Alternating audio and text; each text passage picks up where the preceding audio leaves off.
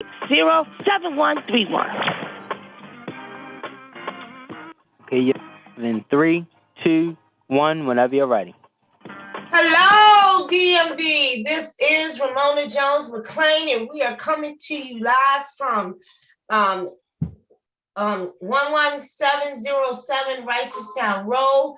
And as you know, here on the Insurance Guru Show, we talk about all things insurance.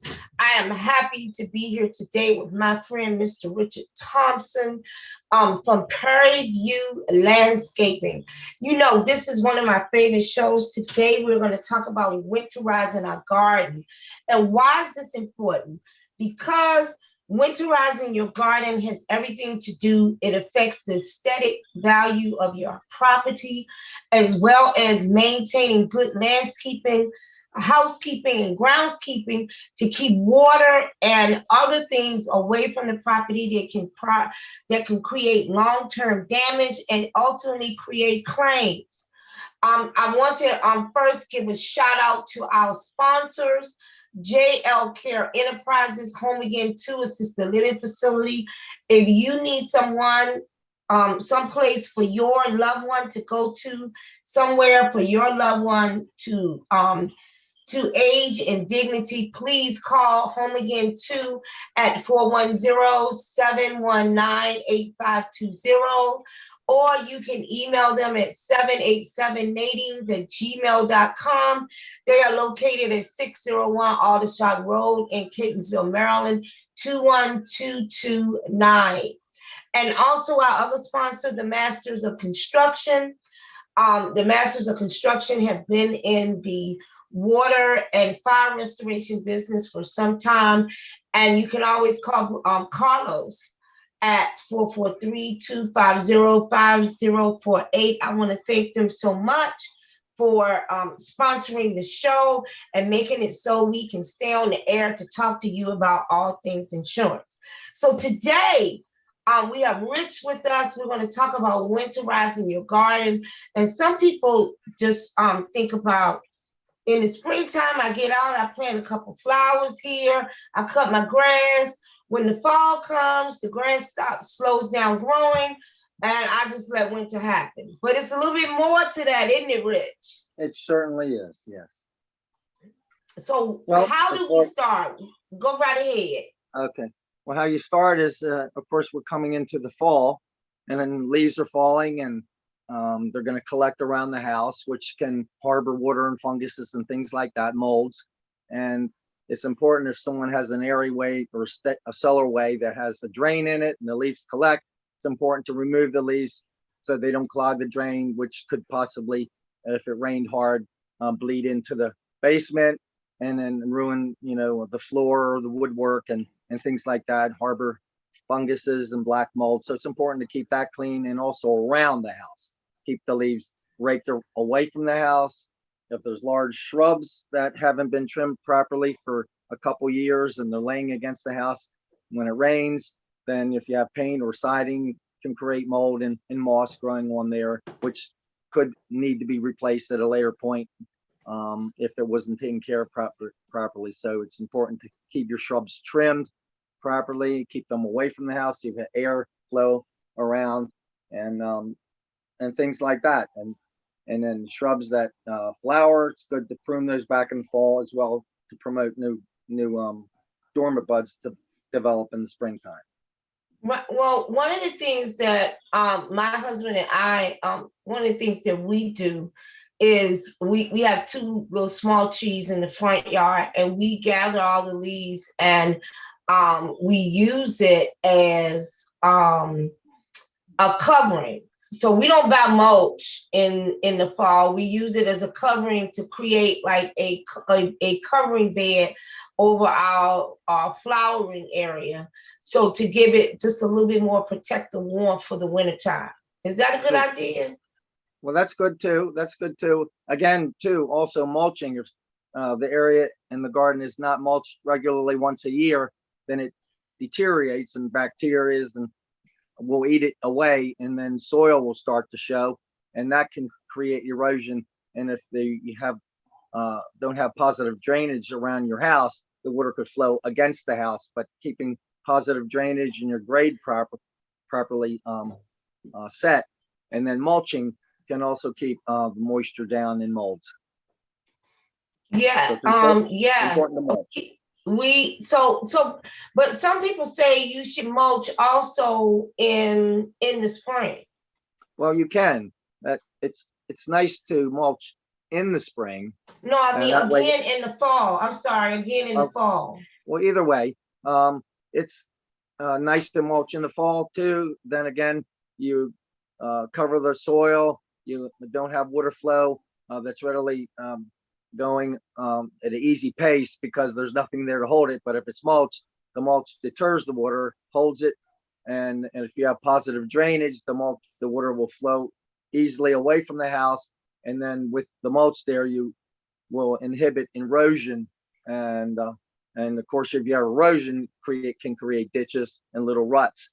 Can also create problems with the house. So it's important to mulch in the fall too, and then it looks nice for the holiday time as well. Yes. So this is, you see the picture of my garden. This is part of it. It actually goes like all the way across the front of my house, and then the trees are in the front yard, and we sort of see there's a better view. That's the whole front. We sort of use the leaves from the trees to cover up like everything, all of that, because in the wintertime, all of that's died down. It looks full right now, but in the wintertime, it's died down and gone. Yeah. And then it's important because you don't want to create areas around the house where water is pooling. Correct.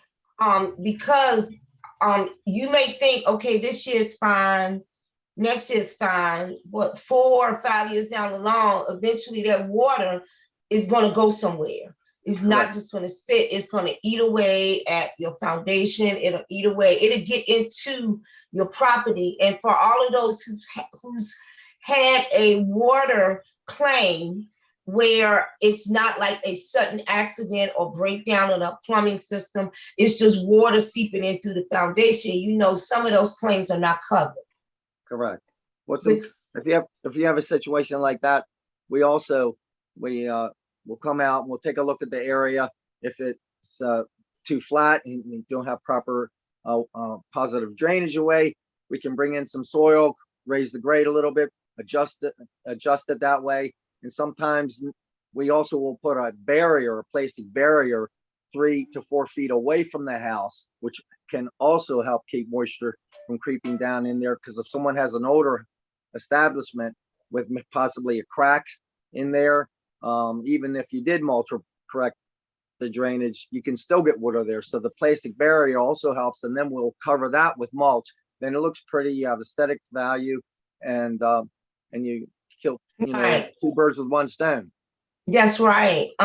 So one of the other things that I just started doing actually this year is, they in the last few seasons they've had all of these tropical plants like the hibiscus. I did try to get the hardy hibiscus, by the way, and when I got there, they weren't in yet. And when I went back, they were all gone. Well, so what happened? Did they deer eat them? No, we don't have a lot of deer where I am. I'm out in Tawny Town. Okay. When I went to Glendon Gardens. Okay. When I went first, they weren't in yet. And then when I went back, I don't know, about a month later, they were gone. They had been purchased out. So I was like, I got to figure out somewhere, or I was in between shipments. So I just kind of left it because things kept moving. The hibiscus I had gotten from Home Depot. So that actually did really well. And I took it out of the ground recently, as well as a couple other, they have those other little tropical plants that they've been putting out at Home Depot and a couple of the other places. I took the ones that were on the porch at the office. I brought them inside. They seem to be doing very well because one is sitting right beside the heating vent, and we keep them watered. And what are those little flowers with the green? They're just green, and some of them have burgundy tint in them. Well, those are or coleus. It sounds like it's probably like a colea, and they have a myriad of Yeah, different colors and leaf textures and things and like they that. multiply very well. They do. Yes. Yes. So I brought those inside, so maybe I can have them again for next spring. Well, you can. And Well, and they also, you can also root them in water. I was just gonna say that. Took the words out of my mouth. Yes. My grandmother used to have colea. She would bring them in, take cuttings, put them in a little pitcher, and put them on the windowsill down in the basement. And I remember that since I was 5 years old. And then you bring them out in the springtime after the frost is finished, plant them in the ground, and away you go. A little fertilizer, and everybody's happy. And they take off. They just like, they multiply like hostas. They Like do. the hostas, yeah, the hostas come back every year and they bigger and bigger if you treat them right. But yeah, they do the same thing. So I had them at my house. I haven't had a chance to remove the ones at my office because I don't have any flower pots. But I figure I tried the one at my house and it's still living. The leaves fell out a little bit, but they start to perk back up. I guess they got used to the environment. Well, probably, and then a little liquid fertilizer, a little Miracle Grow, Okay. once every 3 weeks, just very lightly. You can mix it with the water, and that'll keep them strong through the winter time. When you're putting them out in the spring, and of course, all through the season. Right. Every 3 weeks to once a month, a little liquid fertilizer is very beneficial and helpful. And I started doing that because if you leave plants out that can survive indoors in the winter, sometimes they will rot or Well, they'll freeze. right. Freeze. And beetles. So when I brought my hibiscus in, half of it is wilting. And I asked Google. Google said that I may have a hibiscus beetle. Well, that's possible. I can't rule that out. But if it's possibly wilting, it's either a couple different things. Not enough water, or it could have a root fungus. So okay, something if the well, leaves are getting a little yellow. Go ahead. Yeah, it was doing fine outside, but it's sitting in water, and that was one of the other symptoms. If it seems that it's not absorbing the water. Well, if it's sitting in water, then it'll get a root rot, and then will decline. And if you brought it in and it had that problem, you'll see the wilt. The best thing you can do to try to save it is remove it from the soil and put fresh soil in there, a little gravel on the bottom, and dry soil, and then water it lightly, and then water it about 3 times a week, lightly, maybe a couple cups of water, not a whole lot, and then it'll be fine. And there also needs to be where it would get sun.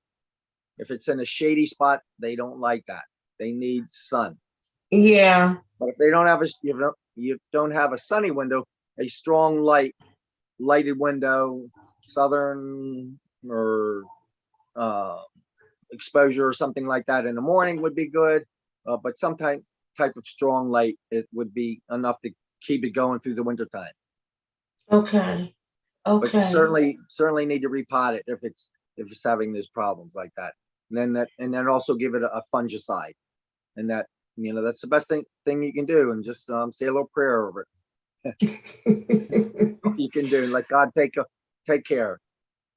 So the other thing, we talked about mulching, we talked about adding topsoil to create proper drainage. And we didn't really talk about the shifting. We had so much rain this year. And you'd be surprised how much of topsoil and dirt and things the rain can wash away and wash off. And ultimately, over time, that has to be replaced. And that's the other part of landscaping. Not to mention the wind. Wind can blow things away and blow things off that are built into the landscaping of your house to protect it from the water damage. And these are things that if you bring in a professional, they'll be able to pay attention to and notice. Correct. One of the things that also too in the wintertime, if you have plants, if we're going to have a severe winter, and they're talking about it's going to be a severe winter, you have your perennials that come up.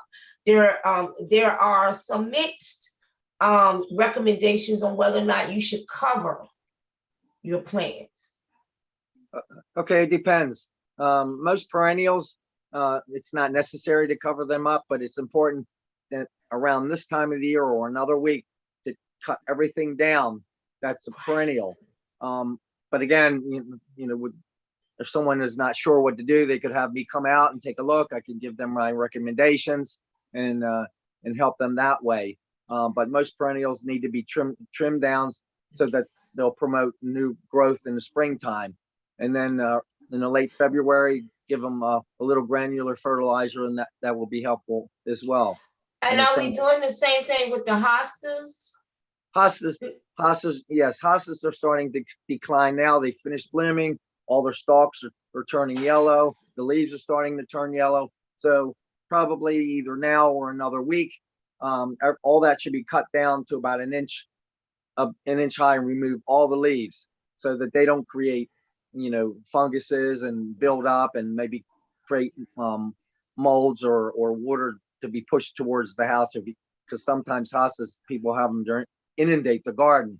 So it's important to keep them in control, either thin them out, one, take one out and just sort of stagger it so they're not clumping fruit together.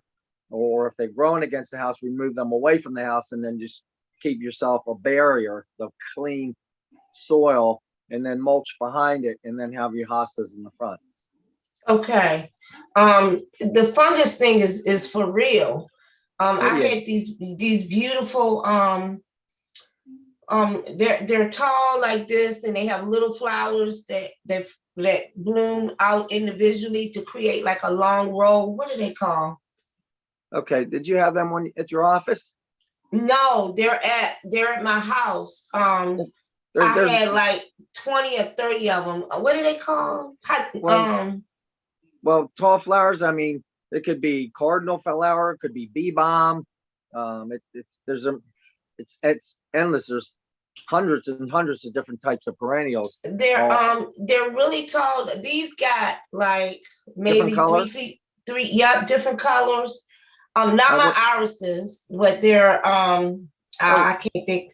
Wouldn't be does it have like thin spiky leaves that come up, and then it has a center spike? And then the flowers grow out like that individually from it, and it looks like a large pod. It's probably a gladiola. That's what. Gladiolas. That's what I have. I had like 20 of them, and I wasn't trimming them back. And slowly but surely, every year now, I only have like 4 or 5 that pop up. Okay, so are they multiplying or are they declining? They're declining. Okay, they're declining. What's important to do with those, after the spike finishes blooming, cut the spike off, but not the leaves, because gladiolus, it's the bulb. It's not a bulb, but it's called a corm. The leaves have to stay there throughout the summer and die back towards the late fall, because the leaves are what feed the corm. And when the corm is fed, then it's healthy and it's ready to set a bloom bud, basically inside. It's not so much a bloom bud, but a little union that'll grow another set of leaves and set a bud. But it's important to keep those leaves there, but only cut the flower spike away, and also fertilize it with a little potassium or a little bone meal, because they're heavy root feeders. Okay. Yeah, I think I may have cut too much off. Oh, and also, if they're declining, dig them up and remove the little ones, and then loosen them up, and the soil, put some organic material in there, and then some granular fertilizer with some bone meal, and replant them. And you can do that in the fall, or you can do it in the springtime in late February. If you know where they are, put a marker there so you know where they are.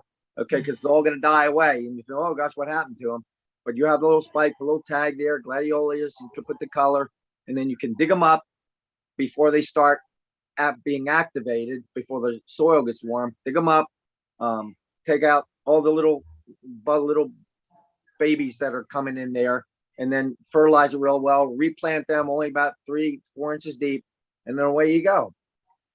Yeah, And then, I've always thought that bulbs were best planted in the fall well, because then they'll have all they winter are. time. They are, Yeah. but that's tulips, daffodils, hyacinths, jonquils, and things like that are planted in the fall. But you typically plant gladiolus in the springtime, but you've already Okay. planted them, so they're already established. But the reason why they may be declining is because they need to be fertilized, or the clumps can get too tight. But it Okay. won't hurt to dig them up in the springtime because they don't start Right. growing yet. They're Right. starting to set new roots, but they really Right. haven't They started don't. growing. Yeah. They don't really start doing Yeah, anything till around end of May, June. right. So it won't hurt anything. So it's around that time.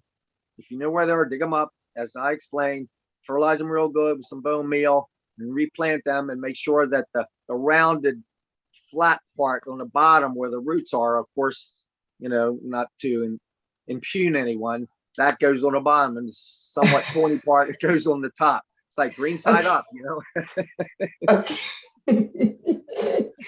All right. Can you tell us about erosion control blankets?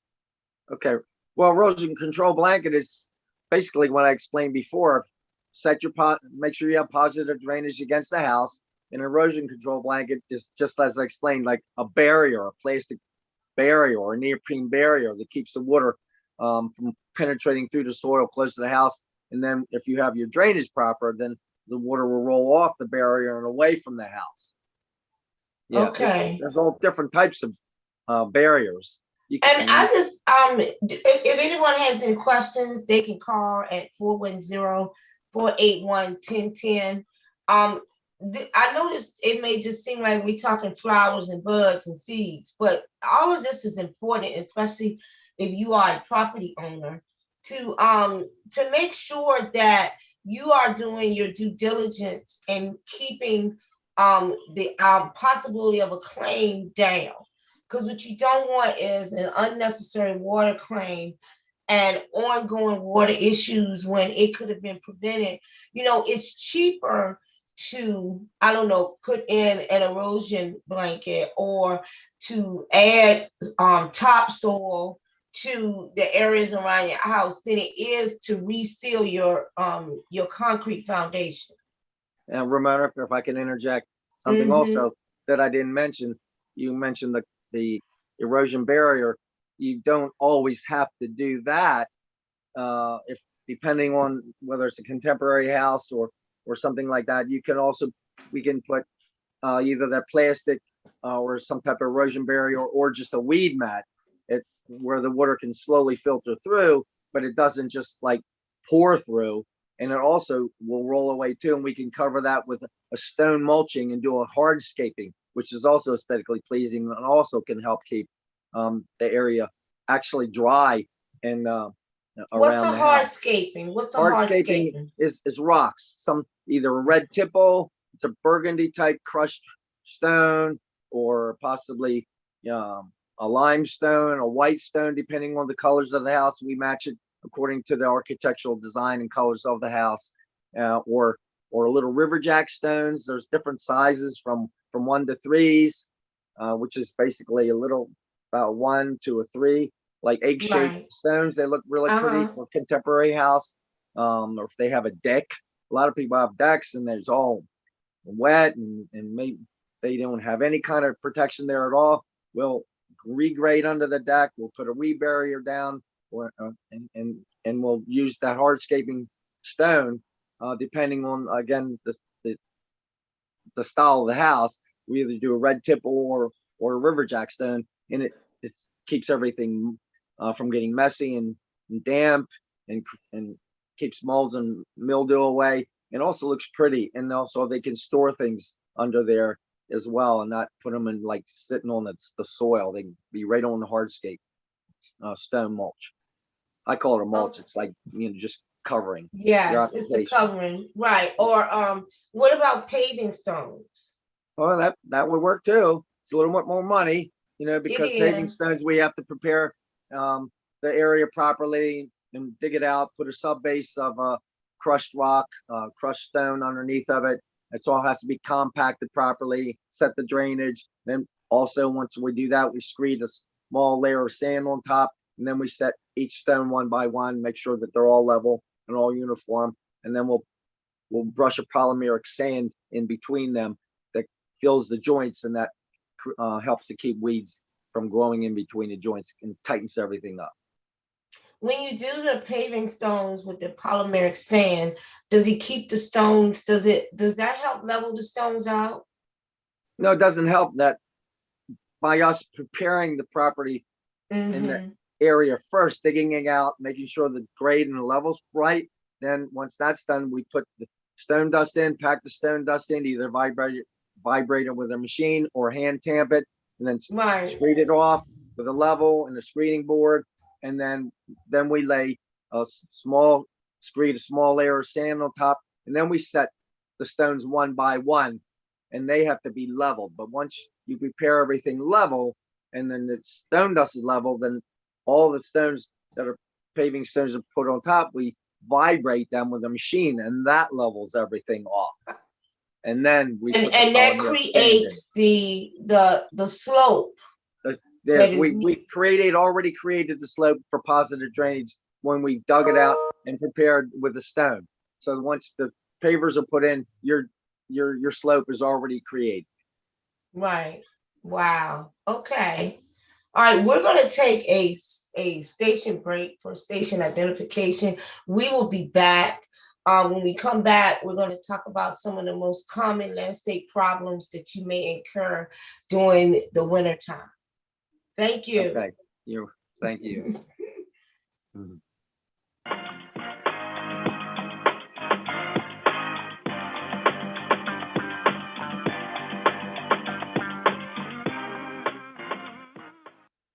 WOLB Baltimore and WERQ FM HD3 Baltimore, celebrating Radio 1's 42nd anniversary. Our Radio 1 family, our employees, their family members, our listeners, our viewers, our extended family. And serving the African American community for over 42 years.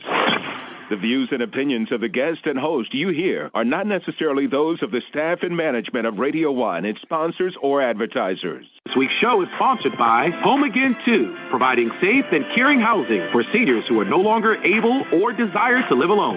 Home Again 2 provides residents the experience of living with assistance and dignity in a loving environment. This is your home, and your comfort is our first priority. We are family. Please call 410-719-8520 or email at 787nadines@gmail.com or visit our website at jlcenterprise-homeagain2.com. It was 2 a.m. when the fire alarm woke me and my husband. Next thing I know, I was standing in my front yard watching my home go up in flames. That's when a friend of mine introduced me to the Masters Construction. No one desires a tragedy of a house fire. But should this happen to you, we hope that you will choose the Masters Construction. Call us at 443-250-5048 or visit us at www.themasters-construction.com. At every step, he took the time to explain what was next. Call the Masters today, 443-250-5048. All right, you ready to go back live? Yes. All right, you're live in 3, 2, 1, whenever you're ready. All right, DMV. This is Ramona Jones-McClain, your insurance guru, and we are back after our station identification. Our guest with us today is Mr. Richard Thompson from Prairie View Landscaping.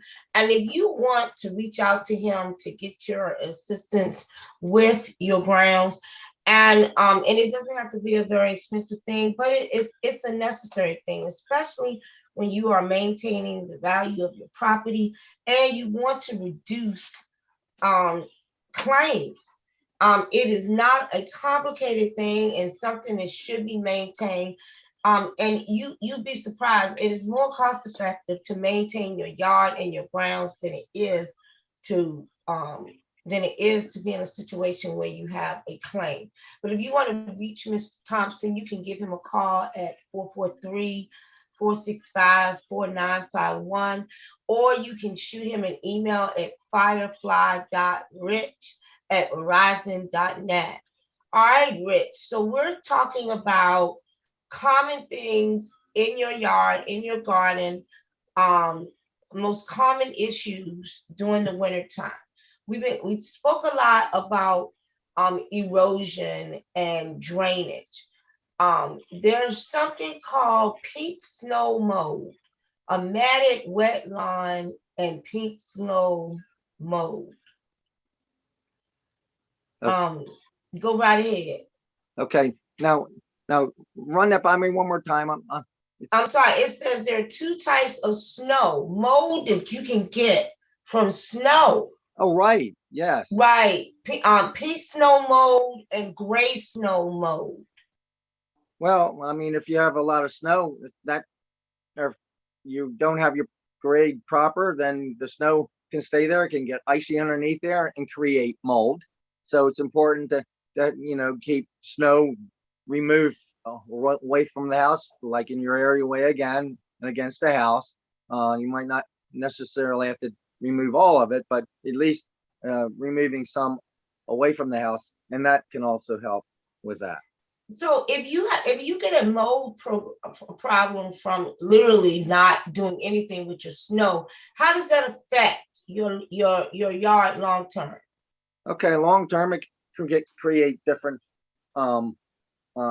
diseases in your lawn. There's a myriad of diseases that it can be introduced there if you don't have your grade proper, because if water is just sitting there, then those type of funguses and things will grow. So it's important just to keep everything graded properly and keep your snow removed away from the house, and ice, and it's just maintaining, just keeping Okay, things clean. when you say disease in your lawn, is that something that can translate to people?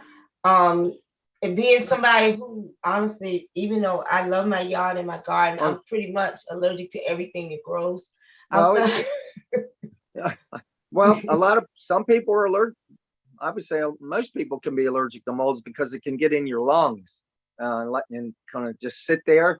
On people that are allergic to pollens and things like that, because mold has millions and millions of spores that, if it's dry and those molds have grown, and then you get a quick burst of a heavy rain, and that's how they're basically spread, when that little capsule of mold, Right. millions of little, hundreds of thousands of little spores in there, when the water hits it, it sort of fractures it, and it'll puff like this, and it'll just disperse all these little mold spores, and that's how they spread.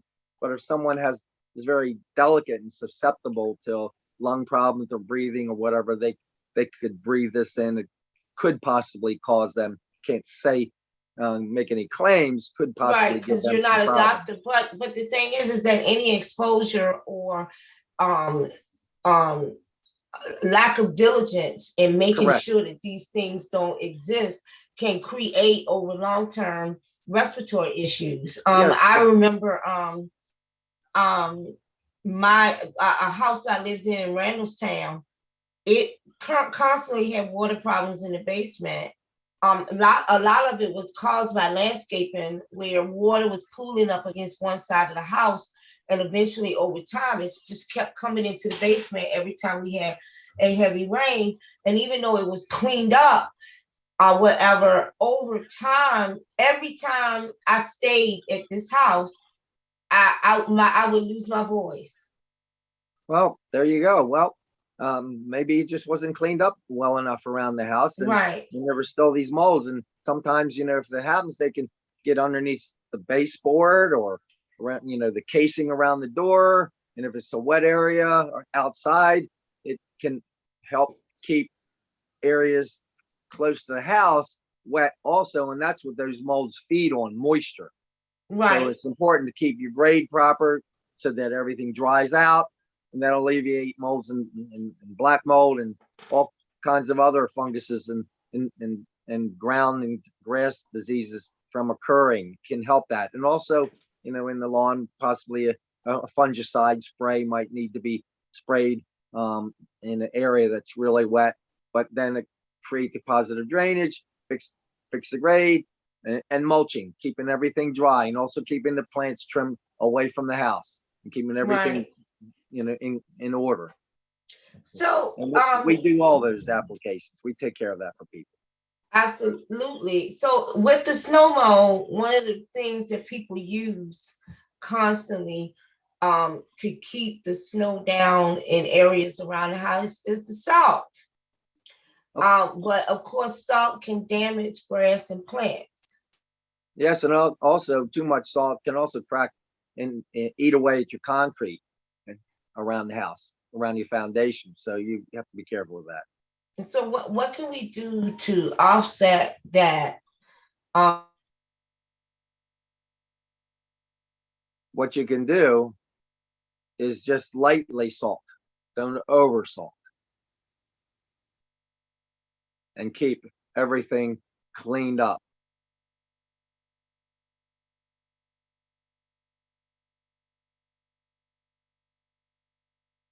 You froze up, Ramona.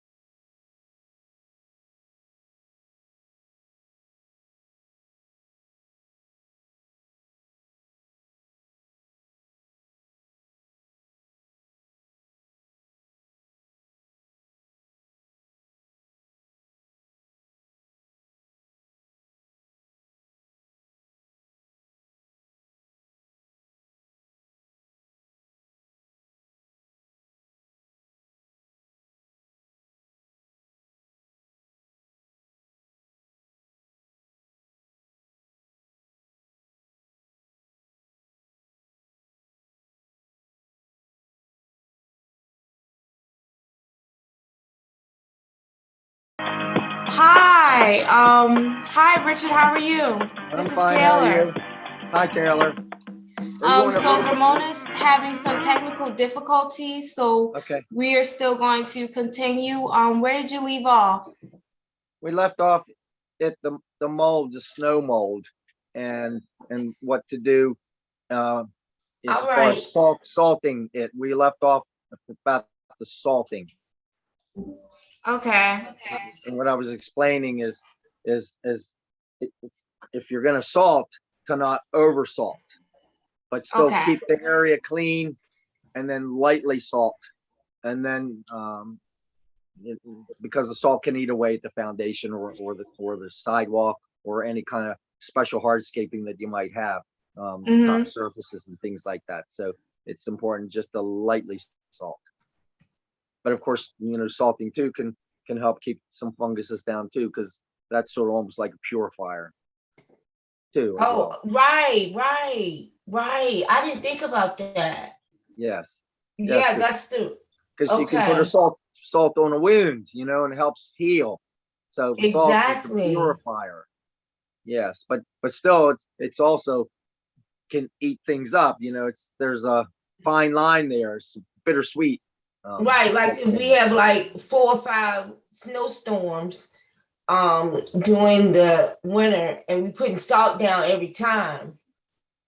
Yeah, well, and too much salt too is not good for the environment, because has to go somewhere.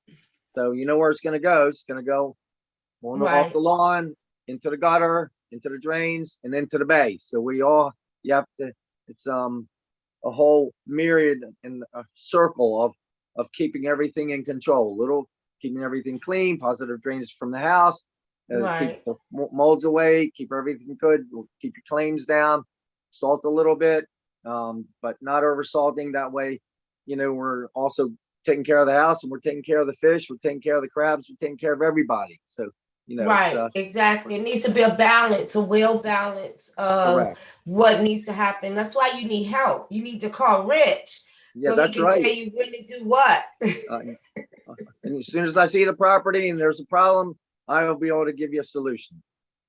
What about retaining walls? I love the bricks, the retaining walls. I know that I've got a issue where my drain is just flooding down water and soil is just washing away. that's why I started that retaining wall in the front of my yard, to sort of minimize some of that soil erosion, Yes. Okay. and create an aesthetic view. And Okay. Well, mhm. go ahead. I'm sorry.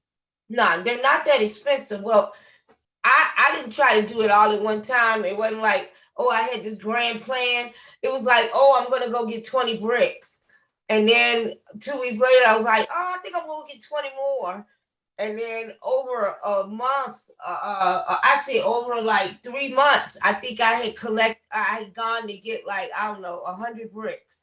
Like Uh-huh. every week I was just getting 20 more to try to figure out what to do and make it look halfway decent. But Well, that in a situation like that, not to impugn anything, but um, instead of buying for something that you want to eventually, create at a later point, like me, I can come out, take a look at an area, and give an estimate and say, okay, well, this area might need, a 6-inch retaining wall to keep the water from rolling into the house or an areaway, or if they have a pond or a water garden or right, something like that, or sidewalks. And this would be the best application I can recommend. What types I have a catalog, what bricks to use, what pavers. Maybe we could use timbers, 6x6 timbers. Might work better too in a certain situation, or maybe just one row of timbers just can be very helpful to create an aesthetic appeal, design sense, and keep water from coming into an area that you don't want. Or we can also use modular stone to do that too. Make a wall and right. put a little cap on it. Okay, okay. So I didn't even think about that. So the modular stone, what, like just a little flat paper cap no, on it's a top of modular stone is just preformed stone it? that Right, fit against each other, and then and they have different texture, facing. Some are just more simplistic, and some are a little more ornate. But they all fit together. And if you want to do a radius and put a little design sense on it, we could do a little serpentine wall around, and then do a little patio there, and that can also be used to help keep water from going into a house in an area that someone has water problems. And right. then Or landslides or mudslides oh, because anything. And then we put a decorative cap on there, or we can, and that's industrial, industrially right, made at factories. But we can also use Pennsylvania fieldstone that doesn't have to be mortared in, and it's very gives a rustic appearance, and it can be done very easily and at an affordable price. It this can is be. really important for people who may have ponds or little rivers that run behind their house. Yeah. I did have a client who lived in, I think, near the Woodlawn area, and he had a little river that used to flow down in between the community. And every spring, the river overflowed. Okay, Every spring. And a retaining wall would help. it It'll certainly help would. keep the water going back the opposite direction away from the house.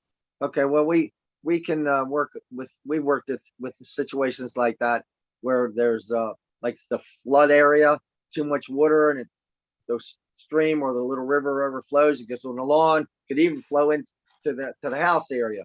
So, but we can't change because of the we can't change the environment, because if we change the actual sides of the stream or the river, it's unlawful to do, because if we slow down anything there, could kill frogs, salamanders, little Right, fish that live in there, and we can create, a little bit of a mayhem there, Pandora's box. We don't touch anything right. inside, And but an we environmental catastrophe. correct.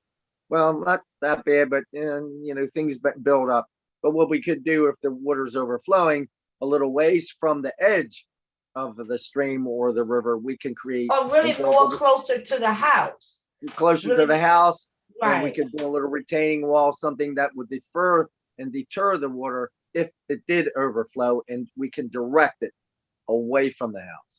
Right, And also not hurt the environment or do anything that would change the natural flow of the stream, right, even something, in that sort.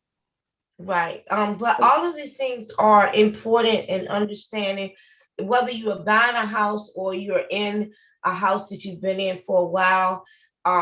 Recognizing how water pools and flows, how your soil erodes or shifts in your property, how it creates opportunities for mud and fungus and other things that can cause health issues to grow. All of this is an important part of being a property owner.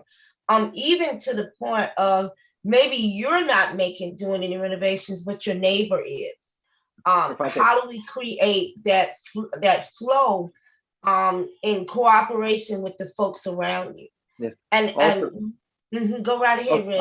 I'm sorry. Also, we've been talking about a lot of hardscaping, everything like that. Also, adding plants and ground covers can also deter water and also absorb water, because they need water to live, so they can help to absorb the water too if you have a sort of a wet or a damp area. And we use indigenous plants or plants that do well in shady areas or sunny areas or semi-sun or shade. We can do like a mundo grass. It's what they call it's a short little grass. It grows so high, and it also can keep water from coming into the house. And we can do plantings of that, or liriope is also helpful, and it gets little blue spikes on there. They have variegated, and they have, which is yellow and green leaf, or we have a steel blue dark leaf, depending again what the customer likes or what I would recommend. Just plantings, azaleas, rhododendrons, and spreading perennials, possibly a juga, which is real pretty. It works well also from keeping water from coming in against the house, and that is a really pretty plant, the ajuga. But one of the things we mentioned before the show is the rose bushes. It's so important to keep, if you have a rose bush up against your house. First of all, I always felt like up against the house was not the right place for the rose bush. No, it's not. No, rose bushes should be planted away from the house, and in a design sense. But rose bushes need at least 5 hours of sun a day, and they should not be planted anywhere where it's shady. But if they're planted in a wrong location, they're not going to be blooming properly. And if they're too close to the house, and they get either a root rot or they're getting the black spot, that's also a mold. Or they can, they also have aggressive roots, so they can also affect any type of plumbing or lines or whatever that you have under the house. Well, it's possible. Roses don't typically have an invasive root system that could really cause that. Their roots, really, if you dig them up, they're not much more than 8 inches, at the most 10 inches. Okay. It's like willows, and if someone has a rhododendron that's planted too close to the house, that could possibly go into the the pipes or things like that. Or if someone has a tree in a wrong location where maybe their water line is, or their septic runs out, in the tree. Or how about the air conditioning system? Everything, air conditioning system, not to have any shrubs all around the air conditioning system.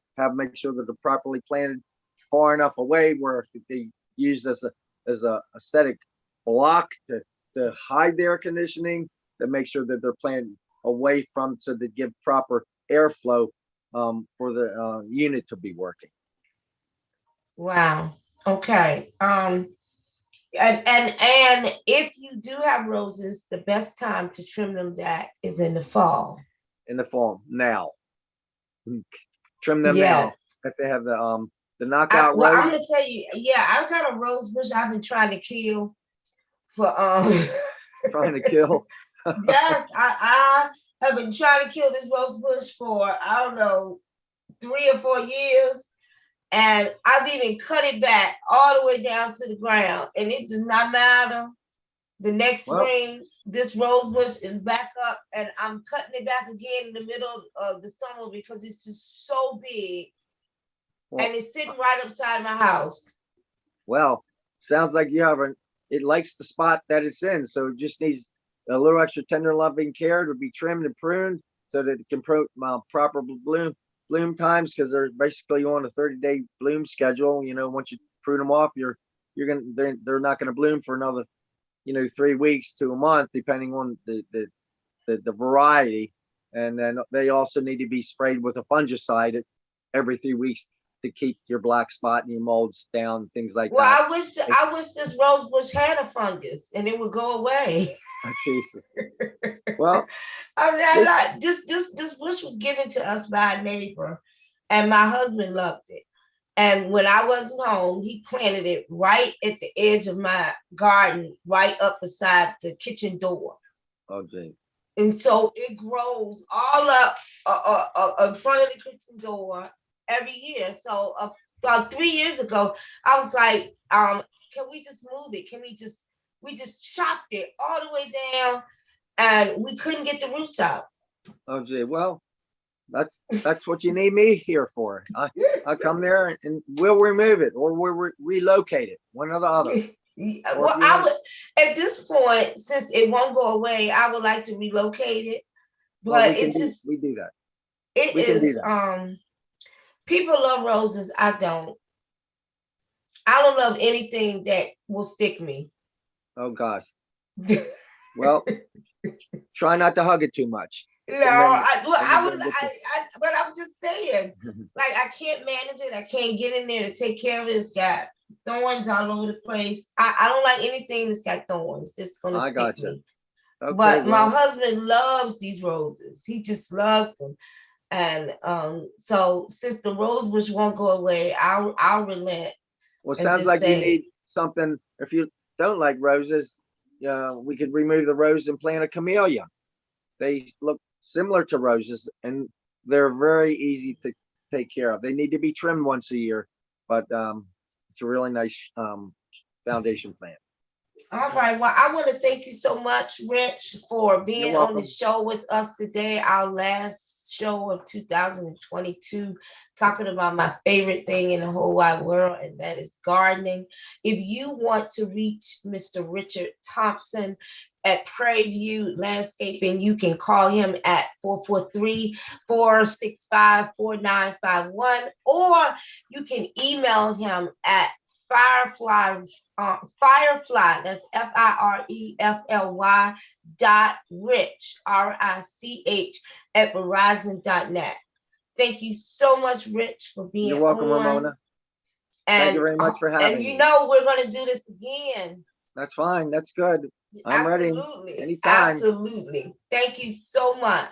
You're welcome. Thank you. Thank you. All right. Have a good day. All right. So, guys, I want to thank you so much for being on with us today and helping us talk about winterizing your garden. Listen, if you have any questions about homeowners insurance, about flood insurance, because that's the other thing. We talked about helping water stay away from the property. The other thing is flood insurance. When we come back in January, we're going to talk about it, why you need flood insurance, why you should look at it. For those who are not in the flood zone, it is expensive. But just because you are not in a flood zone does not mean that your property will not flood. It's important that you assess the risk. And that's really what we're doing. We're looking at the possibility of what could happen, and we are assessing the risk to see if the costs outweigh the benefits. By getting a flood policy, it is really simplistic, where you can make sure that if you are near a river or if a river forms, and that's the thing, when people start changing the landscape, when people started adding structures and things like that, it changes the landscape, and where something wasn't flooding before, it can flood in the future. And that's with the redoing of the roads, redoing, building a shopping mall. It changes the landscape of the area that you're in, and water will go somewhere. And that's important that we do proper planning to protect your property. There's also a new insurance out called Difference in Conditions Insurance. It's not something that we offer at farmers, but there are markets out there. It's called Difference in Conditions that cover perils like landslide and mudslide that would not normally be covered under your regular homeowner's policy. You have questions or want to look into to see what is available for you, don't hesitate to give me a call. You can call me at my office at 443-660-7131. We are happy to talk to you about what you need and what is available to you in the market to make sure you don't have any gaps and the things that you have invested in are well protected. So my name is Ramona Jones McClain. Again, we will be back in January to start anew and get forward to talk about all things insurance. You can find me at rjminsuranceagency@gmail.com or at 11707 Reisterstown Road, or just call me at 443-660-7131. I am your insurance guru, and we are out.